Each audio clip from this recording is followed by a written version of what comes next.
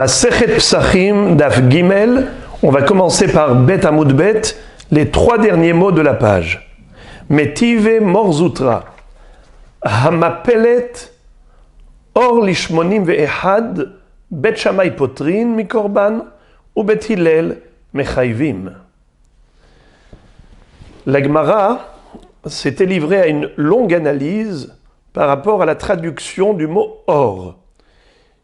Rav Yehuda disait que Or veut dire la nuit, la veille du 14 Nissan, Or le Arba'a Asar, tandis que Rav Huna avait traduit le mot Or par Naghe, le matin, la journée. Alors, la Gemara a essayé de démontrer par des références soit bibliques, soit talmudiques, soit des psukim, soit des mishnayot, pour voir quelle est la vraie traduction du mot Or. Alors parfois, elle adressait l'objection à Rav Huna, parfois à Rav Yehuda. Et à chaque fois, il y avait une réponse. Là encore, c'est pareil. La Gemara va citer une Mishnah de Masechet Kritut pour démontrer que le mot Or veut obligatoirement dire que c'est la nuit. Or, c'est la nuit. Et donc, ce sera une kushia sur Rav Huna et une preuve pour Rav Yehuda. Quelle est la preuve? Hamapelet, or lishmonim ve'ehad. Une femme qui a fait une fausse couche, un avortement, la veille du 81e jour. La Torah nous dit qu'une femme qui vient d'accoucher, si c'est un garçon, elle est considérée tméa, impure, pour son mari, pendant 7 jours. À l'issue de ces 7 jours, elle va au mikvé et elle est tehora pour son mari. Tandis que tehora, c'est-à-dire qu'elle peut avoir des relations avec lui. Mais après cette période de 7 jours, pendant 33 jours, même si elle voit du sang, elle est considérée permise à son mari, mais elle n'a pas le droit de rentrer au Beth Amikdash ou de manger un korban. Bechol kodesh lotiga ve'el hamikdash lotavo ad melot yeme tahora, jusqu'à ce que s'écoule toute la période de pureté. Alors il y a 7 jours d'impureté, 33 jours de pureté par rapport au mari, mais elle n'est pas pure pour le Beth Amikdash. Qu'est-ce qu'elle fait après cette période de 40 jours? 7 plus 33, ça fait 40. Le 41e jour, elle doit apporter un korban au Beth Amikdash. Un mouton en tant que korban ola et une volaille en tant que korban hatat. Si c'était une fille, tout est doublé. Au lieu de 7 jours d'impureté, c'est pendant 14 jours qu'elle est impure pour son mari, c'est-à-dire qu'elle n'a pas le droit d'avoir des relations avec lui. À l'issue de ces 14 jours, elle part au mikvé et elle est permise à son mari. Et désormais, même si elle saigne, ça s'appelle du dam tohar, du sang pur, pendant 66 jours. 14 plus 66 égale 80. Pendant cette période de 80 jours, elle ne peut pas rentrer au Beth Amikdash, ne pas manger des corbanotes, mais après cette période, le 81e jour, elle apportera le korban yoledet, le mouton et la volaille.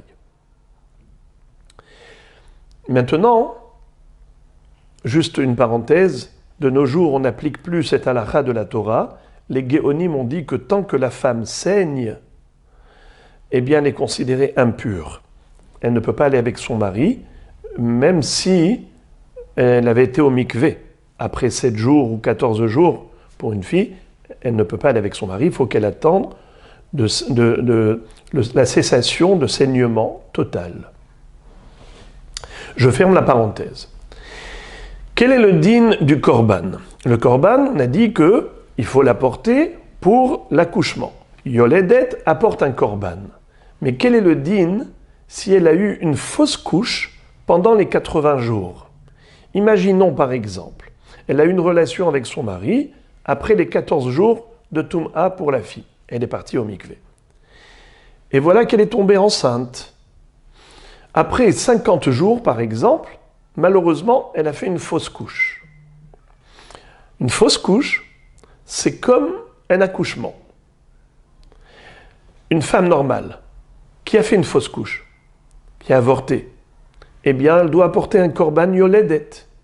S'il y a eu 40 jours d'état embryonnaire, c'est-à-dire depuis la conception jusqu'à la formation du fœtus, jusqu'à l'état embryonnaire, à partir de ce moment-là, elle est considérée comme une femme qui a accouché. Et donc, elle doit apporter un korban. Ça, c'est en temps normal.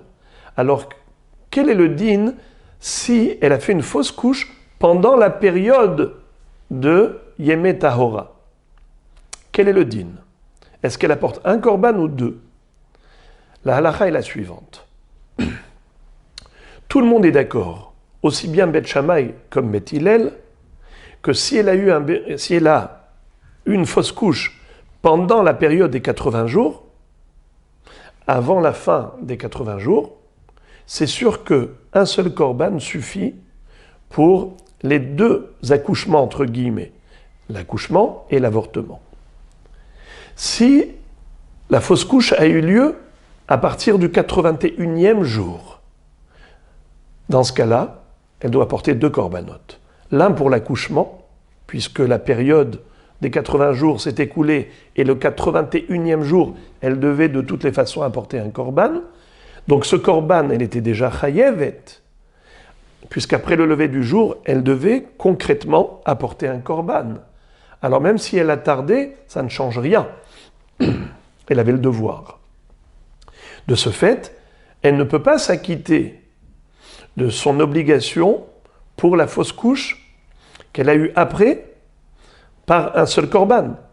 Elle doit apporter un korban pour l'accouchement et un autre korban pour l'avortement, puisque l'avortement a eu lieu après les 80 jours, le 81e jour, le matin ou après.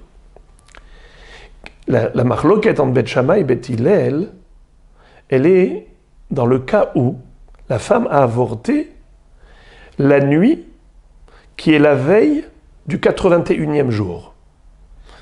C'est-à-dire que 80 jours se sont écoulés, on est déjà à la tombée de la nuit, le 80e au soir, mais qui en même temps est la veille du 81e. Alors d'une part, elle est déjà dans le 81e jour, mais d'autre part, elle ne peut pas apporter un korban la nuit. Alors quel est le din?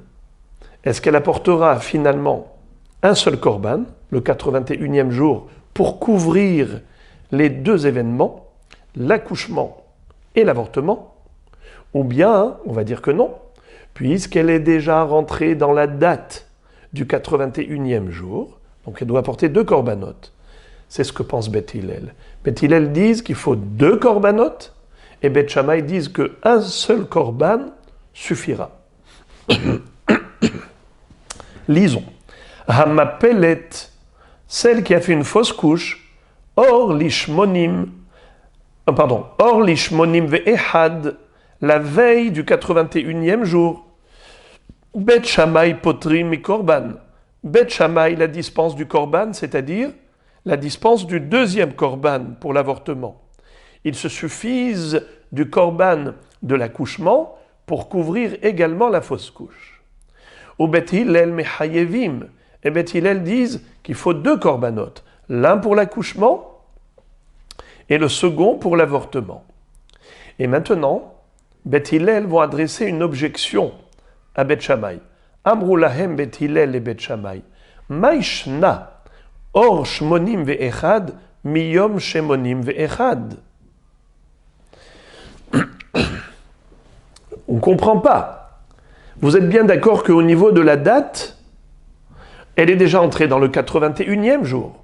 Si elle avait avorté le 81e jour dans la journée, vous êtes bien d'accord qu'il aurait fallu qu'elle apporte deux corbanotes, un pour l'accouchement, un pour la fausse couche. Et bien même la nuit, c'est-à-dire la veille de ce matin, la veille du 81e jour de la journée, elle est déjà dans la date du 81e jour. Chez nous les Juifs, le jour il est constitué de nuit et jour. Une journée de 24 heures, elle est constituée de nuit et jour. Alors, comme le Shabbat, vendredi soir et Shabbat. Pareil ici. Pourquoi vous dites que le korban qu'elle va apporter après va couvrir la fausse couche? Mais la fausse couche, elle ne l'a pas eue pendant les 80 jours. Elle a eu la nuit du 81e jour. Premier argument. Le second, im shivalo le tum'a, lo ishvelo le korban. C'est comme ça que Rashi explique qu'il y a ici deux arguments différents, deux objections. Beth Hillel prétendent que c'est sûr que la nuit du 81e jour est considérée comme un temps qui est ultérieur aux 80 jours. Preuve, c'est qu'au niveau du dam, pendant les 66 jours, on avait dit 14 et 66, 80 jours, jusqu'à la fin du 80e jour, si elle avait du sang, ce sang s'appelait dam tahor. Elle était permise à son mari, malgré le saignement. Alors que, à partir de la tombée de la nuit, le 80e au soir, puisqu'elle est déjà entrée dans le 81e, alors le sang qu'elle pourrait avoir s'appelle dam tamé. Elle est nida. Elle sera interdite à son mari. Alors, tu vois bien qu'elle change de statut. 80, c'est une chose. La nuit du 81e jour, c'est déjà un autre moment. Dans Masechet Kritout, Beth Shammai ont répondu et ont rétorqué par rapport à ces deux objections. Rashi, ici, cite les belles réponses de Beth Shammai, mais pour ne pas trop rallonger, je ne vais pas les citer. Mais ça vaut la peine de voir, c'est extrêmement beau, la réponse de Beth Shammai à ces deux questions de Beth Hillel. Mais en tout cas, pour ce qui nous concerne, fin de citation de la Mishnah. Et la Gemara maintenant fait la déduction. Et elle dit, par rapport au mot or, Mideka Amar Beth Hillel et Beth Shammai, Maishna or shmonim ve'ehad, miyom shemonim ve'ehad, shma mina or urtahu, shma mina. Tu vois que Beth Hillel, lorsqu'ils ont objecté, qu'est-ce qu'ils ont dit? Ils ont dit, mais Beth Shammai, quelle est la différence entre la nuit du 81e et la journée du 81e jour?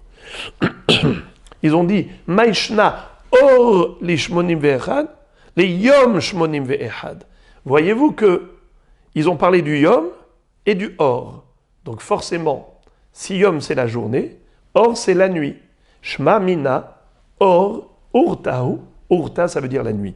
Donc voilà, c'est clair, net et précis. Et la Gemara enfonce le clou. Elle dit, Shma mina, c'est vrai, c'est une preuve tranchante pour dire que or, c'est la nuit.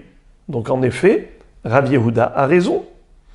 Qu'est-ce que va répondre Rav Huna? On verra. Encore, la Gemara ne se suffit pas de toutes ces preuves qu'elle a apportées pour donner raison à Rav Yehuda. Elle en apporte encore d'autres. Métivé, et là c'est une kushia sur Rav Huna. Métivé, au travers de cette baraïta, encore nous verrons la même chose. Yachol yehene echal or la shelishi. Ici on parle de toute autre chose. On parle du korban shlamim. Vous savez que le korban shlamim doit être mangé en un laps de temps de shneyamim velayla echad. Yom, layla, yom. On fait le korban en journée. On peut déjà manger le korban. On peut le manger également la nuit qui suit. On peut le manger également le jour qui suit. Comme il est écrit dans la Torah, Beyom zivhachem ye'achel ou mimahorat. Le jour du sacrifice, il sera mangé, et le lendemain. Vehanotar adiom hashelishi ba'esh isaref. Et ce qui va rester au troisième jour sera brûlé dans le feu. Ça s'appelle notar, le reste. On n'a pas le droit de manger le notar, sous peine de carette. C'est très grave. Alors, c'est clair que on peut manger le korban shlamim 2 jours et une nuit. Jour, nuit, jour. Maintenant, quelle est la question? Yachol yehe ne'echal or la shelishi? La Braïta se demande, aurait-on le droit de pousser encore un peu plus la limite temporelle? Peut-être qu'on peut manger le korban, même la nuit qui suit ces 2 jours. C'est-à-dire, pourquoi tu me dis jour, nuit, jour? Shneyamim velayla echad. Peut-être que c'est 2 jours et 2 nuits. Yom, Laïla, Yom, Laïla. Donc même ce qu'on appelle la veille du 3e jour, tel que la Baraïta l'a qualifié, or la Shelishi, donc encore une fois on voit que le or c'est la nuit, ça va être ça la démonstration. Mais si déjà on a cité le sujet, alors on le termine. Qu'est-ce qu'elle dit, la Braïta? Vedinu, et c'est logique. Din, ça veut dire c'est logique. Vedinu, et c'est logique de dire qu'en effet, l'homme pourrait manger le korban shlamim, même la nuit, même la 2e nuit. C'est-à-dire, or la shelishi, la veille du 3e jour.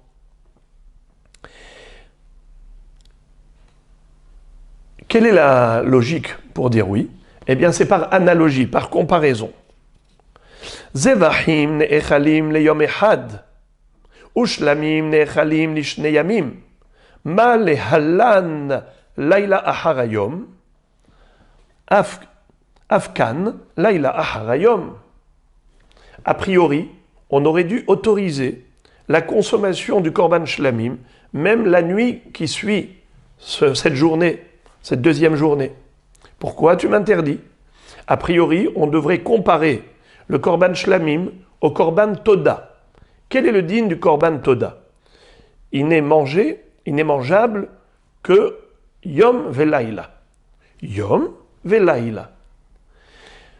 Donc, si tu vois que le korban toda est mangé yom velaïla et la nuit qui suit, je pourrais dire également pareil pour le korban shlamim. Si tu m'autorises de le manger en journée, tu devrais m'autoriser de le manger également la nuit qui suit.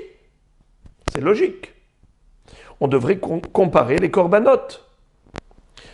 Alors la Braïta nous dit ce n'est pas possible. Cette comparaison n'est pas raison. Pourquoi?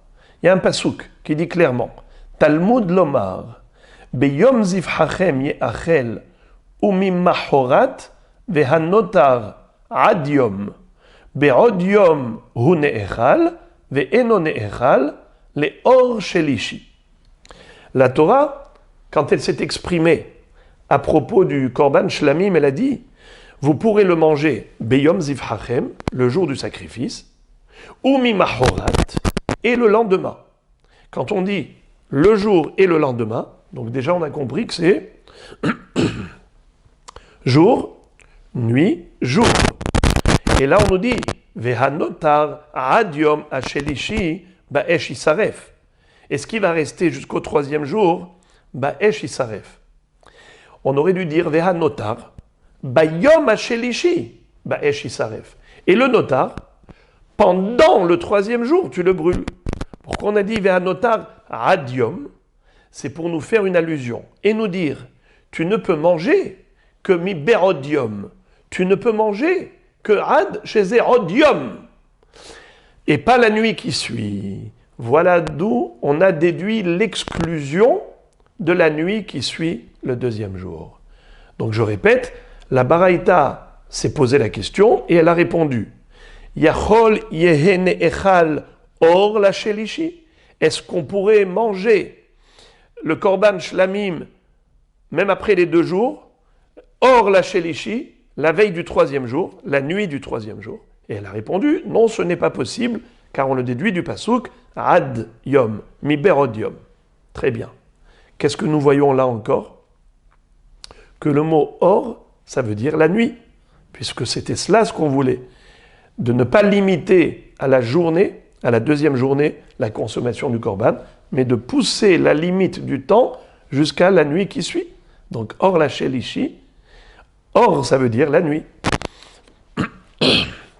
Mais avant d'en arriver là, la Gemara cite toute la Baraïta. Yachol isaref miyad vedinhu. Est-ce qu'il faut brûler le korban shlamim qui reste, qui n'a pas été consommé en temps et en heure?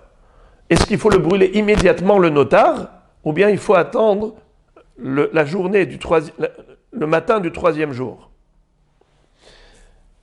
A priori, vedinu, la logique veut qu'on le brûle immédiatement, la nuit.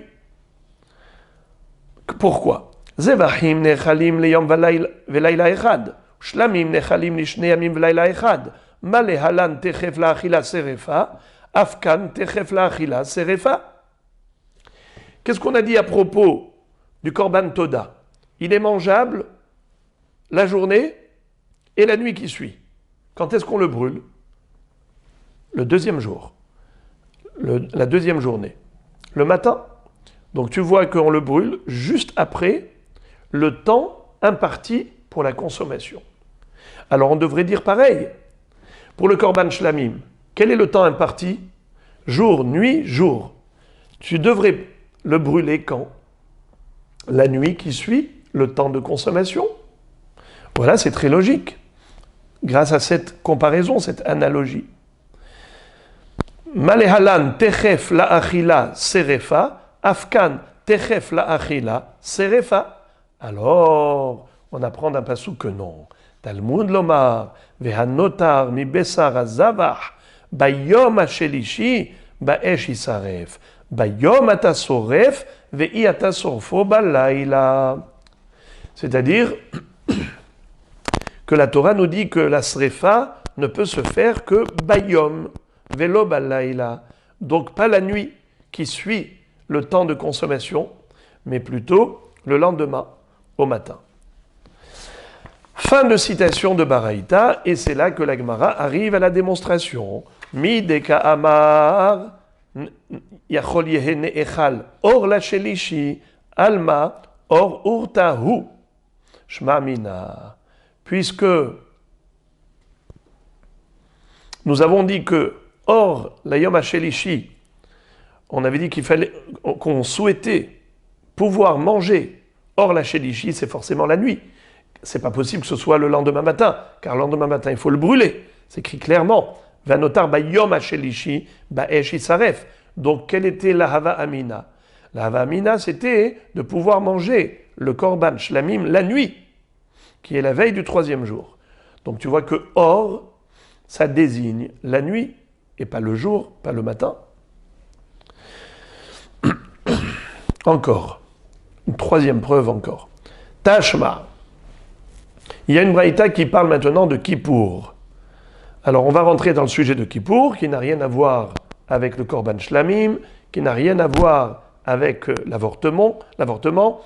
On a étudié simplement des passages talmudiques qui nous montrent quel est le sens du mot or.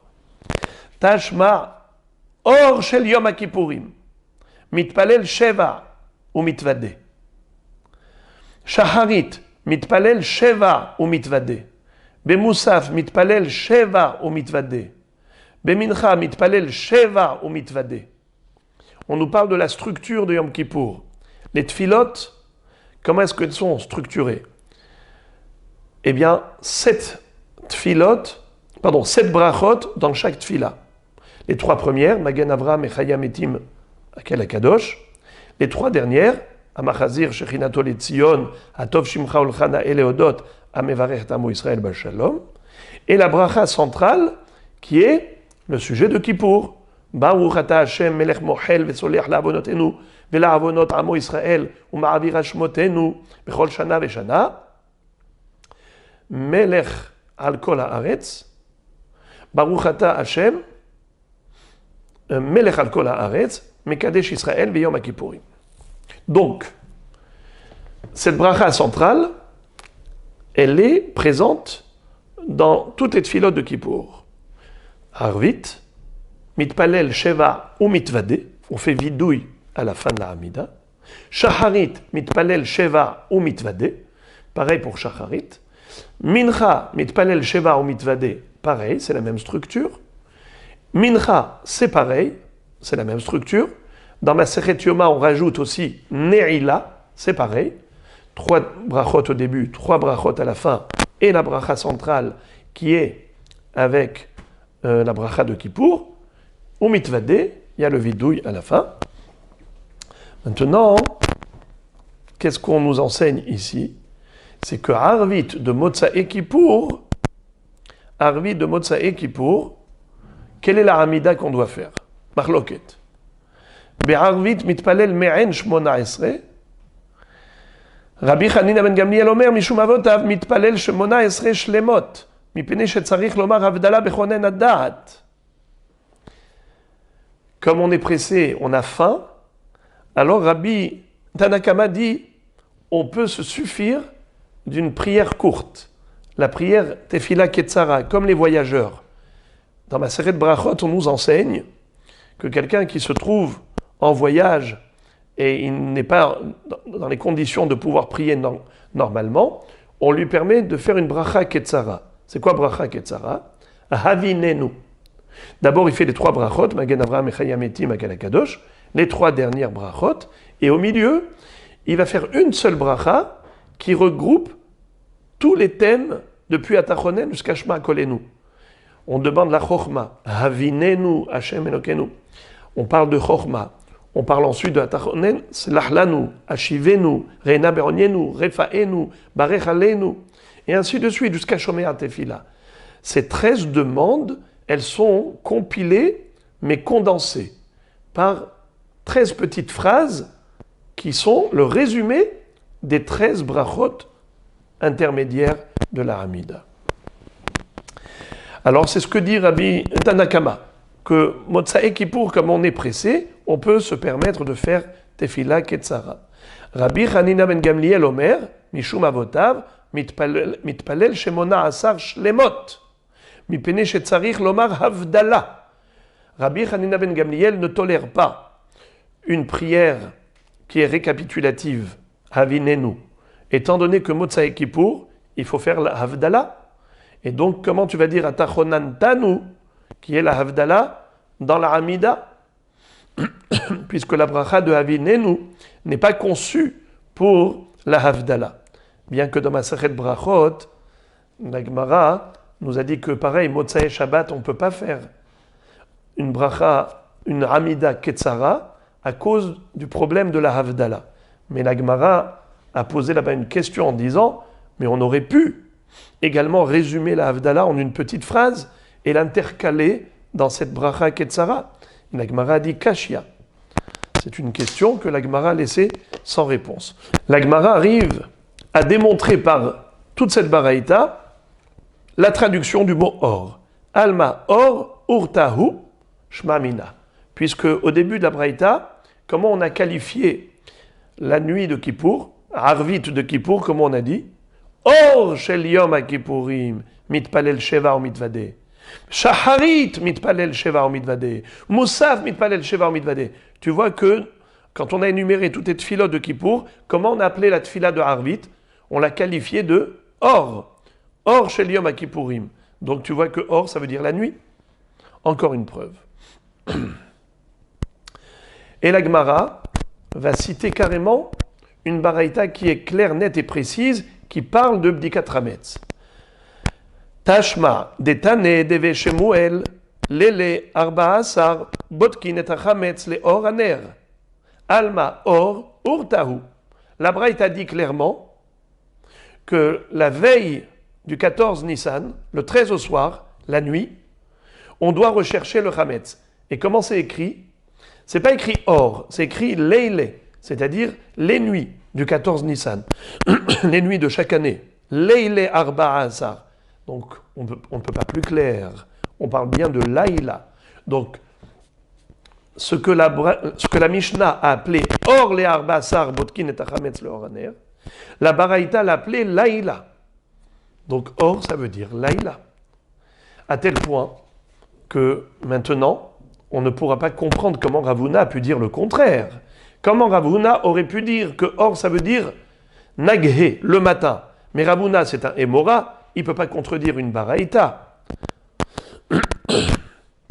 Et là, alors la Gemara arrive à l'explication de l'intention de Rav Huna. Et là, ben Rav Huna ou ben Rav Yehuda, de Choulé Alma, or urtahu, vela peligé. Le mot or, d'après tout le monde, ça veut dire la nuit. C'est urta. Il n'y a pas de marloquette entre eux. Seulement, mar qui atre ou mar qui atre. Beatre de Rav Huna, karu naghe, ou beatre de Rav Yehuda, karu leile. Simplement, que dans la ville de Rav Yehuda, la nuit, ça s'appelle Laïla. Comme ça, on l'appelait. Tandis que dans la ville de Rav Huna, la nuit, on l'appelait Naghe. Mais en fait, les deux, ils parlent de la nuit. Alors maintenant, la Gemara pose la question, elle dit Vetana didan maitama lokatane leile.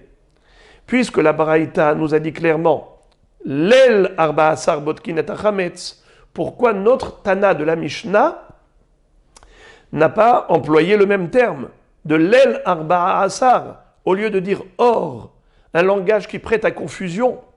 On aurait pu économiser un daf et demi, puisque tout a démarré à partir du mot or, pour lequel il y a eu a priori une marloquette. Et après on a dit qu'il n'y a pas de marloquette. Mais si le Tana avait été clair, en disant Laïla, ça aurait été plus simple. Pourquoi faire compliqué? Réponse. Lishna ma'aliyahu denakat. Le Tana a voulu démarrer la Masechet avec un langage positif, de lumière et pas d'obscurité, pas de la nuit. Ugde Rabbi Yoshua ben Levi, comme nous a enseigné Rabbi Yoshua ben Levi. De Amar Rabbi Yoshua ben Levi, les olam al yotzi adam megune mi piv. Un homme ne doit jamais faire sortir de sa bouche des paroles négatives. Shari ikem akatuv shemone otiyot velo hotzi davar megune mi piv. Sheneemar mina behema tehora ou mina behema asher enena tehora. Puisque nous voyons que la Torah elle-même a rajouté 8 lettres pour ne pas faire sortir de sa bouche un langage négatif. À propos de quoi? Quand il s'agissait des bêtes qui sont rentrées dans l'arche de Noé, dans la Tevat Noah, il y avait des bêtes pures et des bêtes impures. Mina behema tehora ou mina behema asher enena tehora. Comment on appelle en hébreu une bête impure? Behema temea. Ça aurait été beaucoup plus simple.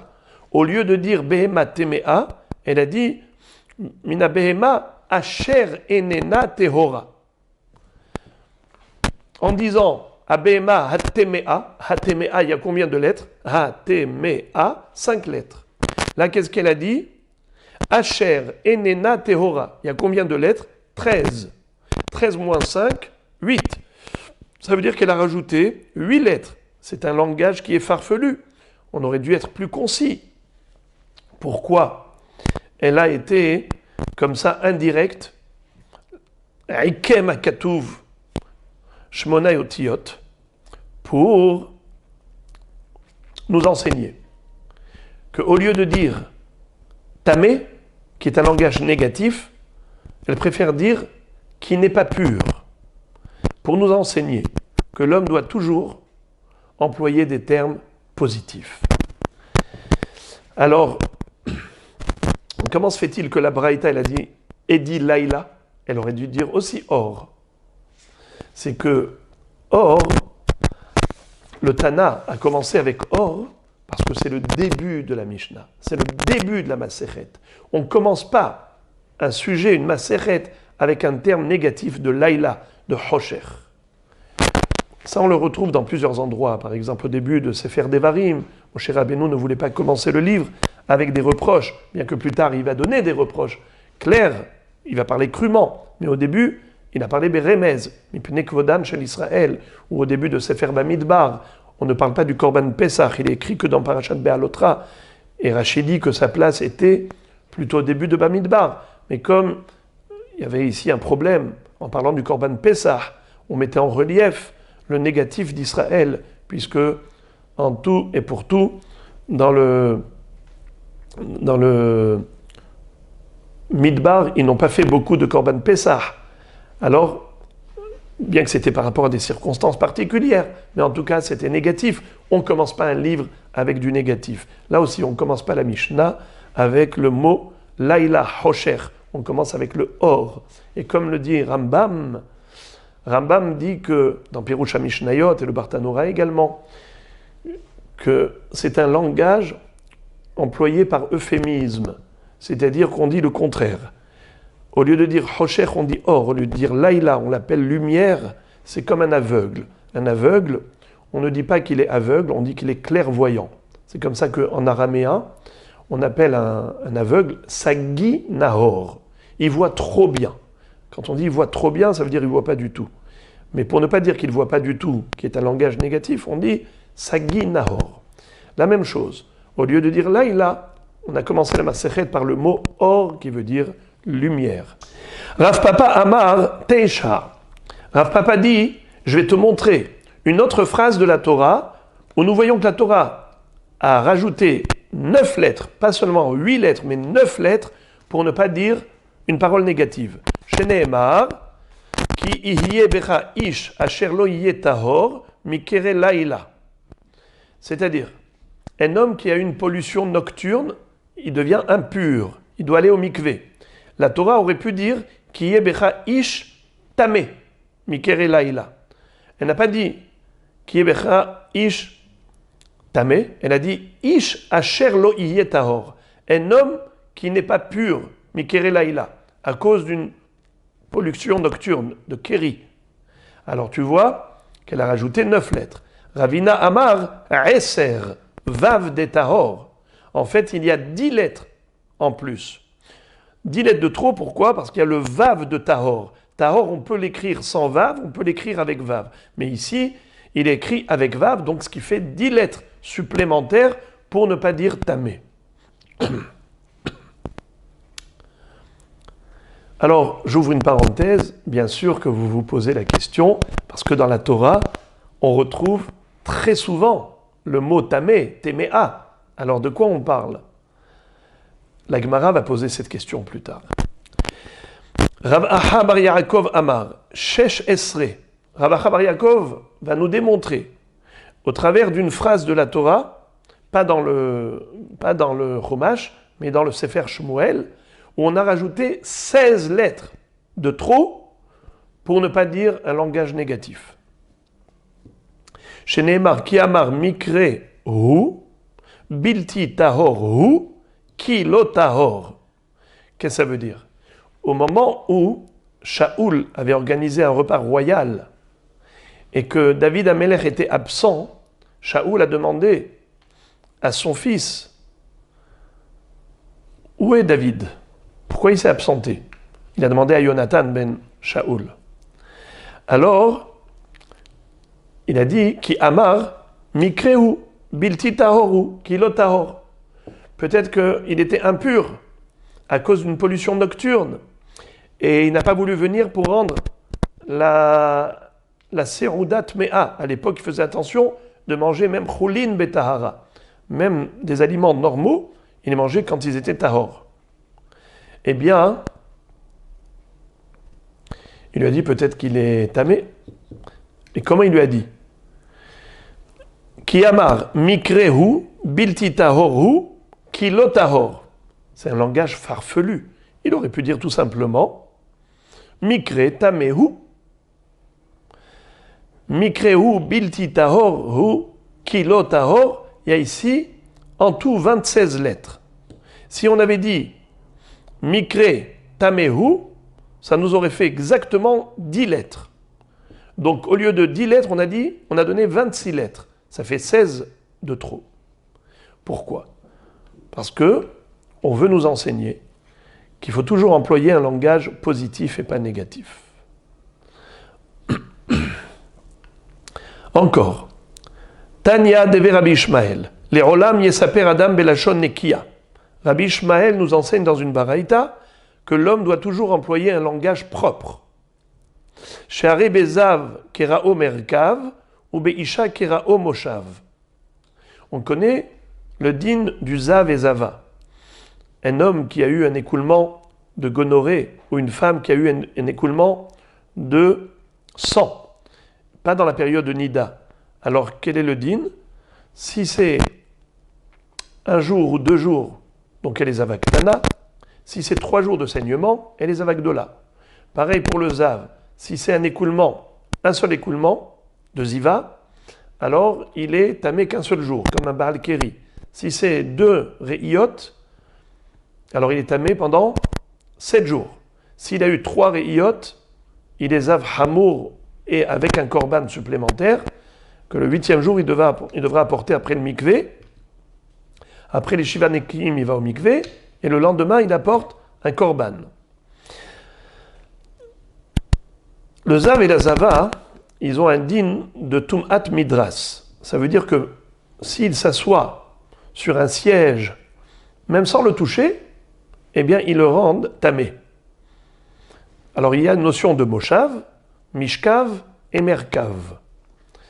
La Torah, quand elle a donné ces notions-là, de Tum'at Midras, Midras Azav, alors, pour l'homme, elle a parlé de Merkav, de Moshav et de Merkav. Merkav, c'est-à-dire une monture. Lorsqu'on va chevaucher sur un cheval, un âne, alors on écarte les pieds et on chevauche. Tandis que pour la femme, on n'a parlé que de Moshav. On n'a pas parlé de Merkav, pour ne pas parler d'écartement des pieds. Puisque c'est pas tsniout, c'est pas pudique. Alors, par pudeur, on n'a parlé que de Moshav chez la femme. Merkav, on l'a donné comme illustration pour l'homme. Voilà donc comment Rabbi Ishmael a déduit de la Torah qu'un homme doit toujours employer un terme, un langage propre. Veomer, vetivhar leshon arumim. Il y a encore un autre pasouk qui nous enjoint d'employer un langage propre. C'est ce qu'a dit Eliphaz at-Timni, l'un des amis de Iyov. Iyov avait 3 amis qui sont venus le consoler. Et quand Iyov s'est plaint, il s'est lamenté, et qu'il a commencé peut-être même à blasphémer, alors à remettre en cause, chas v'shalom, la hashgacha pratit, Eliphaz at-Timni lui a dit Vetivhar leshon arumim, emploie des bonnes paroles, le lashon hachamim, des gens intelligents. Veomer vedaat sefatay barur millelu. Également, il a dit les paroles de mes lèvres sont claires. Barur millelu. Ils ont dit mes lèvres n'ont proféré que des paroles limpides, claires. C'est-à-dire un lashon qui est naki, un langage qui est propre. Alors on a ici 3 preuves. Du Zav et Zava, Merkav Moshav, Vetifrar Lashon Arumim, dans Iyov, et aussi encore une fois dans Iyov, Vedaat Sefatay Barur Milelu. Alors la Gemara se demande pourquoi on avait besoin de 3 psukim. Maï ve Omer, parce que Vechite Mahanemile Bede Oraïta, Aval Bede Rabanan Lo. Si on n'avait que le pasuk du Zav et Zava, Merkav Moshav, on aurait dit d'accord, la Torah, elle s'exprime ainsi. Toujours, elle emploie des langages propres. Mais les Chachamim, peut-être qu'ils peuvent se permettre de parler d'une manière plus simple, plus ordinaire. Eh bien non. Même les Chachamim, Vetifrar, les Shon Arumim. Les Chachamim sont Bohare Lashon. Ils sélectionnent leurs mots pour ne parler que positivement. Et si on n'avait que ce pasouk, Chite Mahanemile Bederabanan, Aval Bemile de Alma, Lo, on aurait pu croire que c'est seulement les Chachamim. Quand eux enseignent la Torah et ils s'expriment, alors eux font attention. Mais quand on parle des sujets profanes, pas des paroles de Torah, peut-être qu'on peut se permettre de parler n'importe comment. Eh bien non. Mais Da'ad Sefatay, Barur Milelu. Barur, c'est-à-dire bar, comme bar zaka ou bara. On doit séparer la paille du grain de blé, les écorces. Bar, quand on sépare, alors on a quelque chose qui est barour. C'est pour ça que le blé s'appelle bar, comme Yosef Hatzadik, l'ishbor bar. Pourquoi ça s'appelle bar? Parce que c'est quelque chose qui a été nettoyé de tout ce qui est sale, de tout ce qui n'est pas mangeable. Barour, il faut être borer, il faut trier, séparer, retirer le mal de notre langage. Très bien. La Gemara s'étonne, elle dit, ah bon, Ubeisha l'octiv ba merkav, ve'aktiv atakom rivka ve'na'arotea vatirkavna ala gemalim. Comment tu peux dire que la Torah n'emploie pas le terme merkav, c'est-à-dire chevaucher une monture par rapport à une femme? Pourtant, il est écrit dans la Torah, Vatakom Rivka Vena'aroteha, Rivka avec toutes ses acolytes, toutes les jeunes filles qui étaient avec elle pour la servir, et elles sont montées sur le chameau et elles l'ont chevauché. Vatir Kavna à la Gemalim, elles ont chevauché les chameaux. Alors pourquoi tu dis que la Torah n'emploie pas le terme Rechiva pour une femme, pour ne pas parler d'écartement des jambes? Hatam mishum bi'atuta degmalim orhahu. Là-bas, on parle de chameau. C'est pas comme un âne. Un âne, il est bas. La femme, elle peut s'asseoir sur le côté sans danger. Ça veut dire qu'au lieu de chevaucher l'âne en écartant les pieds, elle peut se mettre sur le côté et s'asseoir à dos d'âne. L'âne ne court pas très vite, il n'y a pas de danger, ce n'est pas surélevé, il n'y a pas de problème. Alors même si elle va chevaucher normalement, mais on ne va pas le dire sous forme de merkav, on va le dire sous forme de moshav. Mais lorsqu'il s'agit de chameau, impossible de s'asseoir sur le côté, de se mettre de côté, parce que le dos de chameau est très élevé, très haut, et donc si elle tombe de là-bas, c'est juste très dangereux. D'ailleurs, Rivka va tipol me'al agamal. Alors, c'est la raison pour laquelle, pour ne pas prendre de risque, le chameau, qu'est-ce qu'on fait? On le chevauche. On met les pieds autour de la bosse ou autour plutôt entre la bosse et le cou du chameau.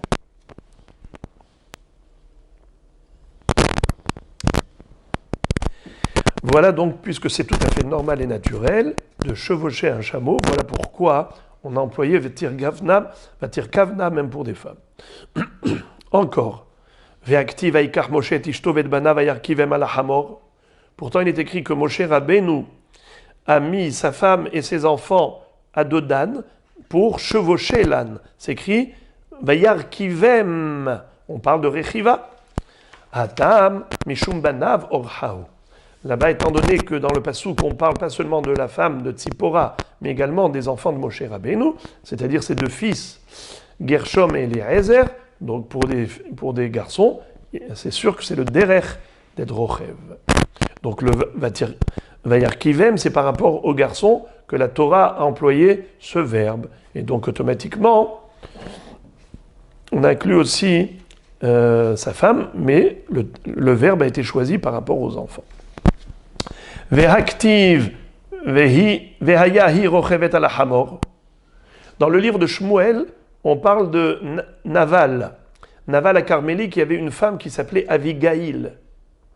Avigaïl, qui un jour va se marier après la mort de Naval à Carmélie avec David Amelech. Mais d'abord, David Amelech était en fuite de Shaoul et il se retrouvait avec ses hommes sans nourriture, en danger de mort de faim. Et il y avait un homme qui s'appelait Naval à Carmélie qui était immensément riche. David Amelech l'a sollicité. Mais cet homme, c'était un rachat, un homme cruel, insolent, qui avait beaucoup de chutzpah. Et David Amelech était déjà le roi de 2 tribus, de Yehuda Binyamin. Et qu'est-ce qu'il a dit? Il a refusé, en envoyant dire à David, « Ha! Penses-tu que je vais m'occuper de toi? Tu es un serviteur qui fuit ton maître, Shaoul. Il y en a beaucoup aujourd'hui, des esclaves qui fuient leur maître, comme toi. » Alors que David Amelech était déjà roi, il était Mored Bamalchut. Comme David Amelech se trouvait à ce moment-là dans un danger terrible, de manque de nourriture, et cet homme-là a été Mored Bamalchut, David s'apprêtait à aller l'exécuter avec son environnement, son entourage. Lorsque Abigail a entendu toute cette conversation, la sollicitation de David et la réponse insolente de son mari Naval, qu'est-ce qu'elle a fait? C'est elle qui a pris des ânes et elle a chargé de provisions alimentaires et elle a été à la rencontre de David. C'était la nuit et elle a dévalé la pente de la montagne à dos d'âne. Alors la Gemara dit, tu vois qu'il y a écrit là-bas, Rochevet, Rechiva, chevaucher. On parle de chevauchement. Hatam, là encore la réponse c'est la même. Mishum bi'atuta de l'Elia orhaou.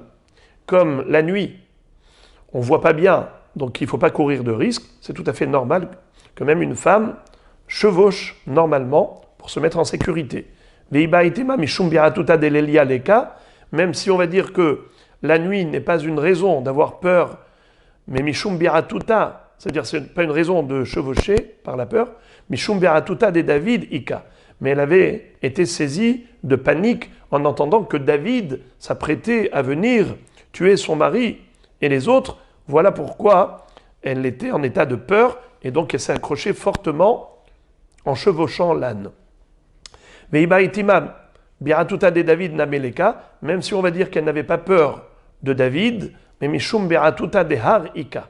Elle avait peur de la pente de la montagne qu'elle était en train de dévaler. Donc de ce fait, elle était obligée d'être au Revet. Donc on a trois réponses par rapport à la Rechiva de Avigail. Et maintenant, la Gemara revient à ce qu'on avait dit précédemment, que la Torah n'a pas voulu parler de Tum'a à propos des animaux de Noach. Quand ils sont rentrés dans la Teva, on a dit qu'il y a eu des bêtes pures et impures. Comment la Torah s'est exprimée? Elle a dit Mina behema atehora ou mina behema asher enena tehora, au lieu de dire behema tmea.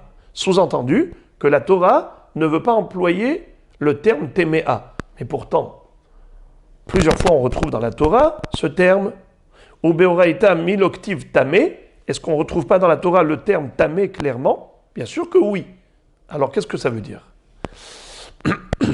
Et là, Kol echad echiyadadenin hu mishtae belashon nekiya. Kol echad nefishin mile mishtae belashon ketzara. Ça dépend.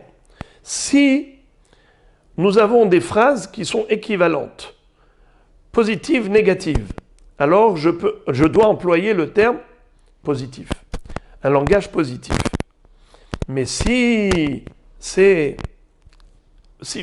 pour un langage positif, je suis obligé de prolonger, de rallonger la parole, de m'étendre davantage, alors dans ce cas-là, je ne suis pas obligé d'employer un langage positif.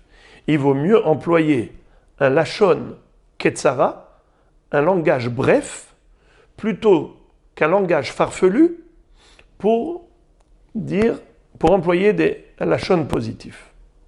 Pourquoi? Kedéama ravuna marav. Ve'amrela maravuna amarav mishum Rabbi Meir. Car Ravuna nous a enseigné un principe au nom de Rav, qui a enseigné lui-même au nom de Rabbi Meir. Les olam ishne adam les talmido derer ketzara. L'enseignant doit toujours être concis et précis. Bref. Pourquoi? Parce que si on veut que l'élève mémorise, se souvienne du sujet, il faut que ce soit dit brièvement. S'il y a trop de détails, même surtout si le langage est farfelu, alors il ne pourra pas retenir. Surtout à l'époque où tout était enseigné oralement. De nos jours, on a un texte, donc on ne peut pas oublier, on lit, donc on peut expliquer tranquillement. Mais à l'époque où il fallait retenir par cœur, donc il fallait que ce soit la Shon Ketzara. Très bien. Alors évidemment, vous allez me poser la question. Alors pourquoi est-ce que la Torah dit Bema asher enena tehora? On a vu tout à l'heure plusieurs exemples où la Torah, pour ne pas dire un langage négatif, elle a employé un langage positif mais en rajoutant des lettres. 8 lettres, 9 lettres, 16 lettres. Alors, c'est pas ce qu'on vient de dire. On vient de dire que quand est-ce qu'il faut employer un langage positif? Que si les deux formules sont possibles à équivalence. c'est-à-dire qu'on aura exactement le même nombre de mots ou de lettres, aussi bien dans le positif comme négatif. Là, qu'est-ce que je dis? J'emploie un langage positif. Mais si, pour employer un langage positif, je suis obligé de rajouter des mots, eh bien, dans ce cas-là, tu n'es pas obligé. Au contraire, il vaut mieux la Lachon Ketsara. Comme ça, l'élève, ce sera plus facile pour lui de retenir. Alors, dans ce cas-là, c'est sûr que si la Torah avait dit à ce moment-là, Tmea ou Tamé, à la place de tous les langages trop longs, ça aurait été plus facile à retenir. Réponse. Cette question est posée par Tosfot et Rashi. Premier Tosfot de la page, et Rashi également. Tosfot nous disent comme ça. Ils répondent directement. Kol echad echi adade, lekach ikem akatuv lelamdenu, sheleolam yesaper adam belashon nekiya. Ve'im lo yaokem, im ken me'echatiti, afilu echad echi adade ninhu. Ça veut dire que, dans certaines exceptions, la Torah a préféré rajouter des lettres pour nous enseigner le principe. Lequel principe? C'est que si j'ai le choix entre deux, lachon positif ou lachon négatif, eh bien, il faut un lachon positif. Mais comment je l'ai déduit? Par le fait que, dans certaines exceptions, la Torah a rajouté des mots en plus que pour nous enseigner ce principe. Pour employer un langage positif, elle a rajouté des mots. Et maintenant, la Gemara rebondit sur ce qu'on vient de dire à propos de rochevet, à propos de langage qui est équivalent. Positif, négatif, on choisit le positif. Vechol echad echi adadenu mishtae belashon kavod, veha rochevet veyoshevet dechi adadenu kama rochevet. À propos de Abigail, c'est écrit Vehi rochevet al-hamor, n'est-ce pas? On aurait pu dire Yoshevet. Si on avait dit Yoshevet, c'est exactement le même nombre de lettres que Rochevet. Dans Rochevet, il y a 5 lettres. Dans Yoshevet, il y a 5 lettres. Puisque on aurait pu dire Yoshevet, qui est un lachon qui est plus mechoubad pour une femme, pour ne pas parler de Rechiva pour une femme, on aurait pu dire Yoshevet. Et là, on n'avait rien à économiser. Quand tu me dis que, quand est-ce qu'on dit que on peut se permettre d'employer un lachon négatif? C'est seulement lorsqu'on économise quelque chose. Mais là, tu n'avais rien à économiser. Alors pourquoi tu n'as pas dit Yoshevet? Réponse, Rochevet Ktiv. Oui, on a économisé une lettre. C'est que si tu regardes bien le Mikra, c'est écrit Haser, Rochevet sans le Vav. Ça fait 4 lettres. Si on avait écrit Yoshevet, on aurait dû écrire 5 lettres. On a déjà dit que quand le lachon négatif est plus bref et plus court, alors on emploie le lachon même s'il est négatif, juste pour être bref. À ce propos, la Gemara va nous raconter maintenant des histoires pour nous montrer combien le langage est important. Le verbe, c'est la qualité principale de l'homme, de l'être humain. Les minéraux, les végétaux, les animaux n'ont pas de pouvoir verbal. Alors regardez combien c'est grave d'employer des langages négatifs. Il y avait 2 élèves qui étaient assis devant Rav, ça veut dire ils étudiaient chez lui. Had Amar Shavetinan Haishemata Kedavar Aher Mesanekan. Ils avaient étudié un sujet qui était très profond, ardu, et qui les a fatigués sur le plan de la réflexion, sur le plan mental. C'est-à-dire que après des heures et des heures d'études, d'analyse et d'approfondissement et de développement, ils se sont fatigués par rapport à l'effort intellectuel. Et comme ils étaient fatigués, chacun a dit, cette sugya nous a épuisés comme 3 points de suspension. Il y en a un qui a dit, cette sugya nous a fatigués comme un cochon fatigué, comme un porc fatigué. Et l'autre a dit, cette sugya nous a épuisés comme si on était un agneau fatigué. Alors dans les mots, Had Amar, il y en a un qui a dit Shavitinan haishemata kedavar aher mesanekan. Mesanekan, ça veut dire fatigué. Davar aher, ça veut dire autre chose. La Gemara n'a même pas voulu dire le mot cochon. Un porc, le chazir, elle n'a pas dit chazir. Elle a dit davar aher, l'autre chose. Cette sugya, cette shmata, elle nous a rendu comme davar aher mesanekan, un porc qui est fatigué. Mais Hadamar, et l'autre a dit Shavitinan haishemata, cette sugya nous a rendu kigdi mesanekan, comme un agneau fatigué. Depuis ce jour-là, Velo ishtae Rav bahade dehaer. Rav a décidé de ne plus adresser la parole à cet élève-là qui a comparé une sugya de Torah à un porc. C'est-à-dire, en disant, je suis comme un porc qui est fatigué. Et qui est-ce qui m'a fatigué comme un porc? C'est cette sugya. Il a dit, je ne lui adresse plus la parole. Il a employé un langage négatif. La Gemara nous raconte encore une histoire. Il y avait deux élèves qui étaient devant Hillel. Rabban Yochanan ben Zakkai. L'un des deux, c'était Rabban Yochanan ben Zakkai. Il va devenir le grand Rabban Yochanan ben Zakkai. Il y a ceux qui disent que l'histoire s'est déroulée non pas avec Hillel et son élève Rabban Yochanan ben Zakkai, mais plutôt Rabbeinu HaKadosh avec son élève Rabbi Yochanan. Hadamar mipnema botzrin betahara ve'en moskin betahara. Ve'chadamar mipnema botzrin betahara ou moskin betum'a. Amar muftachani bazeh shemore hora'a be'Israël ve'lo hayu yamim mu'atim ad she'ora hora'a be'Israël. Qu'est-ce que ça veut dire? Il y avait deux élèves devant le maître. L'un c'était Rabbi Yochanan ou Rabbi Yochanan ben Zakkai et un autre élève dont la Gemara n'a pas cité le nom. Rabbi Yochanan ben Zakkai ou Rabbi Yochanan, quand ils avaient posé la question, ils ont posé la question avec un langage positif. Ils ont dit pourquoi est-ce que quand on va vendanger, c'est-à-dire on va cueillir des grappes de raisin pour les mettre dans le panier, pour les mettre dans la cuve, eh bien, on le fait betahara, c'est-à-dire uniquement si on a une cuve qui est tehora et la personne qui cueille est tahor, alors que au niveau de Messika, quand on est mosek, la Messika c'est cueillir des olives. On n'exige pas que ce soit fait dans des conditions de pureté. En moskin betahara.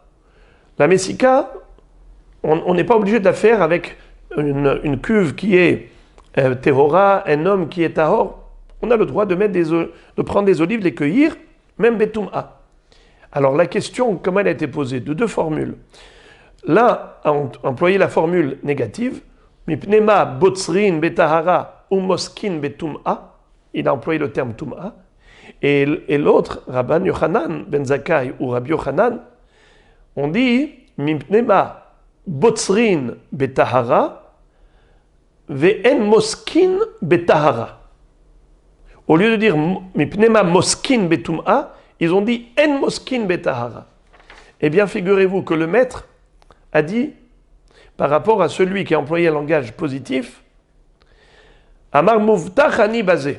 Je suis certain que cet élève, chez Moreh Hora'a Israël, deviendra un enseignant de halakha au sein du peuple juif. Velo ayu yamim mo'atim ad she'ora Hora'a Israël. En effet, c'est ce qu'il est devenu. Soit si on parle de Rabban Yochanan ben Zakkai, soit si on parle de Rabbi Yochanan, les deux étaient des illustres qui ont éclairé le peuple juif par leur enseignement de halakha. Encore une histoire du même genre. Anhut Lata Kohane. Il y avait 3 Kohanim qui ont parlé du Lechem Apanim, le pain de présentation, les 12 pains qui se trouvaient, les pains de préposition, qui se trouvaient sur la table dans le Beth Amikdash. Il était consommé par les Kohanim tous les Shabbatot. Il y avait le Mishmar Anichnas, Mishmar Ayotze, et on partageait entre les Kohanim le Lechem Apanim. Chacun mangeait un morceau. Hadamar Lehu, Higiani keful. Il y en a un qui a dit, moi j'ai reçu un morceau petit comme une fève. C'est plus petit que l'olive. Hadamar Igiani Kazaït. L'autre a dit, j'ai reçu un morceau du volume d'une olive. Hadamar Igiani Kezana Valeta'a. Et le troisième a dit, moi j'ai reçu un morceau du volume d'une queue de lézard. Le lézard, c'est tamé. Il a comparé le pain du lechem apanim qui est kadosh. À quoi il a comparé? À une queue de lézard. Batku acharav ou matz'ubo shemetz pisoul. Ils ont fait une recherche, ils ont mené une enquête, et ils ont trouvé que dans son ascendance, cet homme-là avait une mère, une grand-mère ou une arrière-grand-mère qui n'était pas cachère pour le Kohen. Donc en fait, il était halal. Par exemple, si elle était divorcée, ou une zona, ou une halala, isha zona halala loikachu, ve isha gerusha, mais isha loikachu, toutes sortes de femmes qui sont interdites au Kohen avaient été épousées par un ascendant de ce Kohen. Alors on a dit, ah voilà pourquoi il se permettait de mépriser la Kehuna et de parler du lechem apanim qui est kadosh et de le comparer à une queue de lézard. La Gemara pose la question, elle dit Ve'atnan en bodkin min hamizbeach ul ma'ala. Nous avons une règle, c'est que par rapport au yochassin, une femme, pour savoir si elle est keshera ou pas keshera, tu veux savoir si elle a un bon yichus, eh bien tu peux mener l'enquête. Mais si tu as entendu qu'elle a eu, parmi ses ascendants, un père qui était Kohen et qui a servi dans le Beth Amikdash, il a offert un korban sur le Mizbeach, En bodkin min hamizbeach ul ma'ala. Tu n'as plus besoin de monter au-delà. Si on lui a permis à ce Kohen d'être makriv korban, c'est sûr que tous ses ascendants étaient kashers. Donc tu ne peux faire une recherche qu'après le Kohen. Ses descendants, mais pas ses ascendants. Alors, comment se fait-il que ce Kohen-là, on a été chercher parmi ses ascendants, jusqu'à ce qu'on a trouvé Béhémet qui avait un problème. Mais normalement, un Kohen qui était dans le Beth Amikdash, et c'était le cas en l'occurrence, on parle d'un Kohen qui a mangé lechem apanim, donc il a servi dans le Beth Amikdash, il a offert un korban sur le Mizbeach, et on a dit que En bodkin min hamizbeach ul ma'ala, on ne va pas rechercher les ascendants d'un Kohen qui a offert sur le Mizbeach. Réponse. L'otema shemetz pisoul et la ima shahatz pisoul.